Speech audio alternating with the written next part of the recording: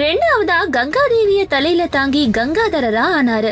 இதற்கான காரணம் பகீரதர் தன்னோட பித்ருக்களுக்கு மோட்சம் கிடைக்கணும்ன்றதுக்காக கங்கைய பூமிக்கு கொண்டு வர விரும்பினாரு.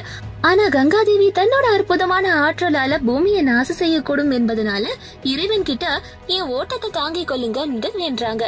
அப்ப சிவபெருமான் தான் ஜடாமுடியில கங்கையை அடக்கி அவங்கள மெதுவா பூமியில இறக்கி கங்காதரரா ஆனாரு. எதனால மூன்றாவது கண் சிவபெருமானுக்கு இருக்கு? அந்த கண் அக்னிய குறிக்குது. இது அழிவு சின்னமாவும் ஆகும். சிவபெருமான் தன் மூன்றாவது கண்ணை திறக்கும் போது அது உலகத்தோட அழிவு காலத்தை குறிக்கும். ருத்ர தாண்டவம். அந்த கண் திறக்கும் போது எல்லாவற்றையும் தன் திருப்பியலால் சுத்தமாக்கி புதிய படைப்பிற்கான வழியை அமைக்குது. சிவபெருமான் ஏன் திரிசூலத்தை ஆயுதமா வச்சிருக்காரு? திரிசூலன்றது ஆதி, மத்தியம், அந்தம்ன்ற 3 காலங்களை குறிக்குது.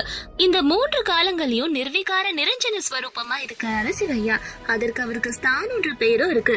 அதாவது அவரை தவிர வேற சக்தி உலகத்துல இல்லன்றது விஷ்ணு புராணத்துல சொல்லப்பட்டிருக்கு. சிவபுராணம் படி தெய்வ கலைஞரான விஸ்வகர்மா தான் மருமகனான சூரியனோட தெய்வீக தீவிரத்தை குறைக்கும் பொருட்டு, தேஜஸ குறைக்கிற பொருட்டு தான் மகளான சஞ்சனாவுக்காக திரிசூலத்தை சிவபெருமானுக்கு அர்ப்பணித்தார்னு கூறப்பட்டிருக்கு.